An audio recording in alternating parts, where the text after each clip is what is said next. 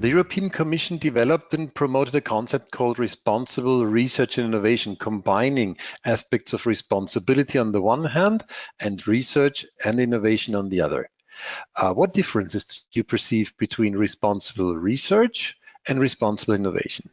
Well, let me start with the background. I think the European Commission does something very, call it difficult, which is bringing together many policy development aspects in support of science and society.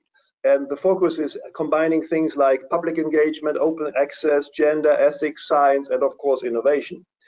And the issue in practicality from a business point of view is that responsible research innovation is a very broad and diffuse term because it fuses two very different concepts together, which is innovation and invention.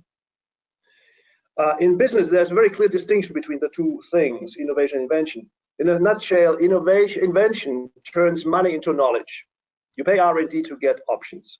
Innovation turns knowledge into value like money, but it could also be social impact, it could be cultural values, it could be what society decides is value, but it is not knowledge per se. And that means also that not every invention turns into an innovation. We have plenty of that, like the iPod is an innovation, but not an invention.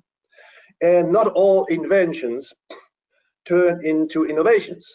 Most patents never result into business. So, and all the business model innovations are not requiring inventions in the classical sense. So there's a very big distinction between research and innovation, and therefore also responsible research and responsible innovation. You mentioned the dimensions or pillars the European Commission developed for responsible research and innovation. When you talk to businesses, how open are they for these dimensions? As you said, openness, gender, participation, and so on. They are important aspects, but they're not seen in the focus of actually doing innovation from a value creation point of view. Gender stuff is important for business, but it's seen in a different context, like HR development. Society is seen in a different compartment again, because innovation in the moment is really focused on creating more business and revenues and profit. And therefore, these things are maybe boundary conditions, but not in the focus. They are taken care of, at least from a mindset point of view, in another context. Are there any well-known concepts on the business level that responsible innovation could better link up to? Currently, innovation from a business point of view is seen from maximizing and optimizing revenues and profits. Of course, in compliance with regulations, mitigations of risk, etc. So responsible innovation basically opens up a new dimension of value, which is about, is it good, is it clean, is it fair, is it helping society? In addition to, is it profitable? And the challenge for business is to quantify these elements in a sense that they help decision making. For profit impact, you can make assumptions and then you can make decisions where you steer the innovation in order to maximize your results. From these new dimensions, that is much more difficult, and there is no unilateral method or agreement how to do that. But you can think about it also, it is a kind of an insurance policy to deal with this question, that you don't get unexpected issues or shortfalls which you haven't taken into account when making decisions, when you actually steer the innovation. So if you want, it's the more disruptive an innovation becomes, the far reaching the impact of innovation when fully rolled out will be, the more the business license is at stake, which is a tacit agreement between business and society that if you stay within the law, you are okay to do business. Which, if you think about the very new development in business, particularly internet, that is an area which is becoming blurred, because is Facebook doing the right thing or the wrong thing from a legal point of view? That's easy to answer, or easier to answer than does it do the right thing from a societal point of view? Does society like what they are doing? And that's the dilemma business is dealing with. And I think research innovation, responsible innovation, is the first time as a conceptual approach from a business point of view to deal with that. But that's work really in progress. It's not set in stone. But I think most companies who have a longer term business perspective see the importance and are working to get this under control in terms of how do we make decisions, taking these things into account before they become issues. I want to give a citation from a very prominent business leader who has been a real thinker in this area, forefront of this area, which is Paul Pullman from Unilever, saying it is not possible, that's his quote, to have a strong and functioning business in a world of increasing inequality, poverty, and climate change, which is nothing business on a company level can deal with from a decision point of view on a day-to-day basis. But it is affecting business in the long term. So business has to take notice. And they do this. And I think the emerging approach I can see here, which gives me a lot of confidence and hope that we are moving in the right direction, is the Sustainable Development Goals of the UN. That at least is seen by many as a good and agreeable, generally agreeable basis for defining vectors you have to look into and try to quantify their impact on your business. So it will be an individual choice for each company. What of these vectors are important for me? But it's already a big step forward to say, I have to consider this vector, which I didn't do in the past. As you mentioned, the Sustainable Development Goals, there's a long tradition of sustainability management, of CSR, of reporting. Just think about the Global Reporting Initiative, World Business Council of Sustainable Development. So dealing with responsibility and sustainability has been an issue for many companies for quite some long time. Why do you think these activities did not really link up with innovation? And on the other hand, why did innovation not link up with CSR? Sustainability by companies, particularly by big companies, has been seen with a focus on current business and the compliance of this business with the societal expectation in that area. So it's supply chain, it is the total impact of the existing business on society, and how do you measure that and whether you're moving the wrong or in the right direction. Innovation is going into completely new areas, and it's much more difficult there to predict what will happen from a sustainability point of view, and whether you even have the right measures from a sustainability point of view. If you think about the internet questions we are facing in this area. And therefore, the two things have been not very closely related. And lastly, a lot of innovation is driven by very small companies which don't have the means and also the perspective to deal with these more general questions and more long-term questions.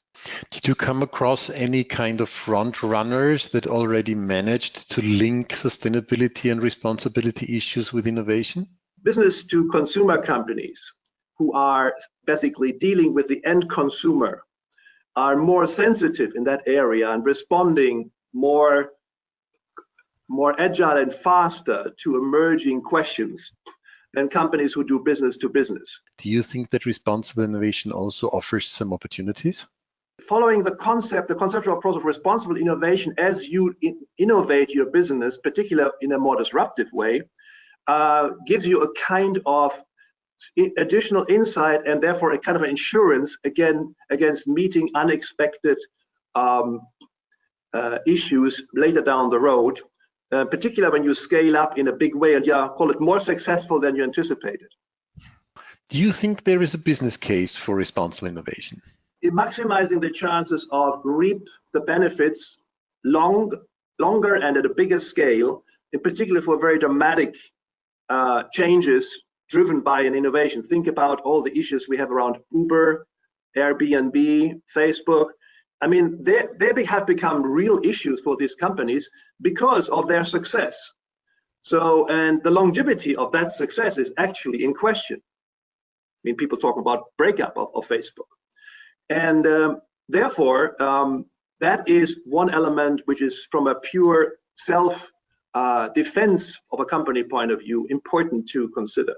The other side is if you think about proactively long-term, particularly when you think about business to consumer, as it is a commitment that the company is helping society to move in the direction it wants to move, an implicit commitment. It should have and will have a positive impact on the perceived value beyond profit and the trustworthiness of that specific product or product group, and of course on the company as a whole, if it is practiced long-term and in a consistent way. Responsible innovation sometimes is perceived as a kind of new turn to open innovation.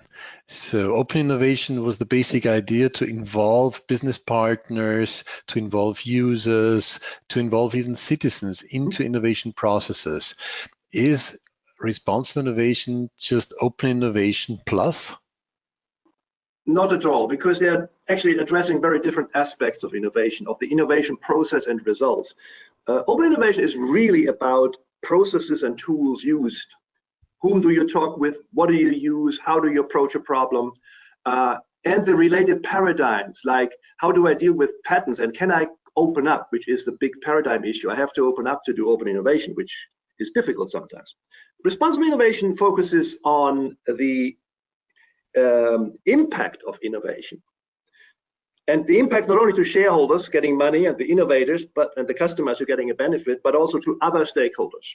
For me, it is not a question of is it an extension or is it an and or. It is two different dimensions. You have to decide to what extent you want to get into them given a certain project or a certain program. We discussed about sustainability, CSR on the one hand and innovation on the other. When we have a look at the last 20 years and the development of sustainability management, we saw that it started with voluntary action of individual companies. Then there were some quite visible commitments, some kind of CEO statements. It continued with principles, and nowadays we have even standards for sustainability. Just think of ISO 14,000, for example. Do you expect a similar development in the area of responsible innovation, starting with individual projects, continuing with principles, and potentially ending up with standards? Well, actually, as I have lived through this very practical point of view with consumer goods companies, it started actually with these companies realizing that these elements were important beyond simple compliance of existing and emerging laws, because that is call it the status quo ante of the sustainability. There were laws like environmental laws in which you had to respect, obviously, and all good company did that. There were laws in making and you dealt with them in one way or the other, but that's it. The change which led to what you just described was that company leaders started to get concerned about only being in a reactive mode and being kind of caught by the issue rather than have the opportunity to manage the issue and maybe actually to avoid the issue. And therefore, there was a change in priority. This was given from a management strategy point of view, not from it's not a resource question, it is more an attention question. You can deal only with so many questions at one time. And it was seen to become an important question depending on the company, its business. It had different levels of importance, but it has been upgraded in the visibility to strategy and general missions of a company. And that led to all what you described. And I think that has to happen as well in that case of responsible innovation, because I think for the first time in history, if you want, business is faced with a question or even a dilemma in the true Greek sense, which is the more successful they are with their current business, meaning making more money, expanding volume and revenues, the bigger is the risk that they actually destroy by doing that the basis for doing business in the future. Think about the climate change and the CO2 problem. I mean, CO2 per se is not an issue, but the amount of CO2 being emitted, and particularly if you extrapolate that into the future, if you think China and India, what they will contribute if they just do exactly the same what the West did the last 50 years, which is the path they are on, then you kind of start to think about, are we destroying the basis of business in the future? And it's very difficult to make a decision in that area on a company basis, because each company has a fiduciary duty to make money and pay their owners, shareholders, and others, and of course their community. So it is always a microeconomic decision they are taking, but we are now talking suddenly on a macroeconomic effect, which is outside the control of an individual company. And the way to deal with this is to have this connection between the company and society.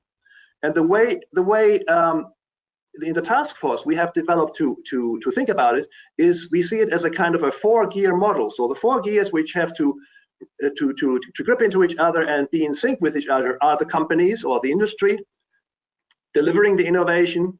You have to have the science providing basis for future innovation. You have to have the government to provide an environment in which innovation can flourish, but is not harming society. And the society itself, which is welcoming innovation and is willing to accept and deal with the risks and consequences in order to have the benefits, or not. You described the development of sustainability management as a process of becoming more strategic. At the same time, it was also a process of becoming more self-regulatory. So while in 20 years ago, sustainability was mainly taken care of by governments, by command and control, nowadays, because of a globalized economy, a lot is done by self-regulation of the business sector. So will responsible innovation also go into a similar direction to say license to operate is no longer just obeying to law, it's a kind of self-regulation? And if yes, where does the legitimacy come from? Because the self-regulation needs a kind of legitimacy. Does it come from these 3 actors being involved that you described? Let's say 10 years ago, I would have given you an answer. Yes, I think we are going to move generally in this direction. Today, I'm a bit more skeptical because what I see is a reformation of big blocks, economic blocks, and related to that also call it societal systems. And they will have different, or they will develop very likely different standards and different expectations. So doing business in China, doing business in the US, and doing business in the European Union may become very, very different from that point of view. And therefore, it will be much more complex for companies to operate across these sectors. Now, if you stay in one region, let's say the EU or the US or China, I think it will go in this direction, but the different players, the different gears will play a different roles. Now, I can see China, the government gear being very big, right? In the US, the industry gear will be big. And so there will be variations, and significant variations. Now, on the other hand, that is actually a chance for the EU to catch up on the innovation gap, which has been opening over the last decades, which is by showing a way to how to deal with disruptive innovation from a societal acceptance and business license point of view. You kind of define the standards and norms, how to approach this, and how to do business in the future. And whoever does that has always a head start in terms also of business opportunities. What first steps need to be taken to ensure this pioneer position for Europe? Well, to an extent, some of these things are happening, which is a dialogue between the EU Commission, who is working on policy questions in that area, and industry, like and industry associations, to be non-partisan from a certain business area, like the World Business Council and EMEA and these associations who are in discussion with the Commission. That is one practical step. Now, the question is, when will, this is at the level of the working level, at the, and if you can call it the administrative, bureaucratic, expert level. The question is, when will this become a political question? And how will this be then played in the public so that the public starts to participate in this debate, which they sooner or later have to, if you think about the 4-gear model. The public is an important part, in particular, as they have to learn that there is no free lunch, right? If you want innovation, in particular, if you want big innovation, you have to deal with risk. You can't avoid risk. The question is the risk acceptable or not? That's a different question. But you can't say I want no risk and I want a big innovation. That normally doesn't go together. And so far, there was a tacit assumption that whatever is developed, it's worth to take the risk because will be so much better off. Do you think these debates could be started on a general level, or do they need to be focused on any kind of technology or case? And if it has to be focused on a technology or case, what could be a first case to start this debate? I think it needs two things. It needs one thing, which is how do you educate in your education system, in our education system? We have a lot of educational goals, which is like learning around science, learning about languages, etc. But we have not, in many countries, an educational goals. How do you do controversial debates and resolve them so that at the end, there's an acceptable position for the vast majority? You won't convince 99%, but if you convince 80% or 75%, that's already a huge step forward. Because if you don't, we'll see a further fragmentation of the society, as we see now, and the internet with the echo chamber effect isn't helping. So it will be more and more difficult to reconcile the majority of society on a course on a controversial subject, even if it's very, very beneficial for the society to go there. The other side is politicians, and that is related to this, have to think about that these debates have an element which is bigger than their career. Because some issues are made issues because they are big issues, but they are a possibility to drive careers or to certain developments or certain political factions. And when it comes to, again, the whole society, these things can be quite detrimental. So what kind of skills do policymakers, to decision makers, to innovators, and to researchers need to better deal with responsibility issues? Well, when it comes to innovation, it all is based on expertise of that certain area. You cannot innovate if you don't have an expertise in that area. You understand the issues, you see the opportunities, and you link new stuff together. The people who have what I would call a T-shaped profile have the highest chance to be successful. What I mean with a T-shaped profile is you are an expert in one area in very big depth, but you are generally knowledgeable and open, very important, open enough to also take on and get involved in other areas which are not your expertise area, but are important for the project as a whole. Because innovation is a team sport and has many aspects. It has to bring together many people of different backgrounds, cultures, and education. And if they don't find a way to work together in a complementary way, in a synergistic way, it won't work. So that's one area. The other area is communication, and we talked about the debate, but in general, I see that the art or the skills of communication are not addressed by our education system in an explicit way.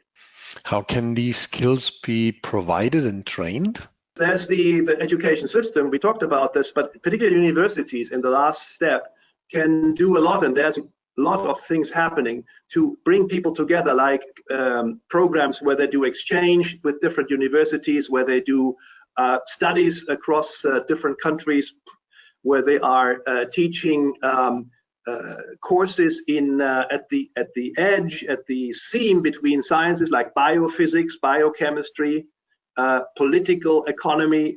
Whenever two very different areas of science and knowledge meet, first of all, there is a chance for innovation, and secondly, it is difficult to deal with because everybody comes from his venture point and expects the other side to come from the same. Companies can do also something, which is, I think they have to accept that developing their employees or giving them opportunity to learn and grow is a career-long objective, not get started and start contributing only objective. So training is not train to do your current job and that's it. Training is lifelong training and to develop you to your best opportunities.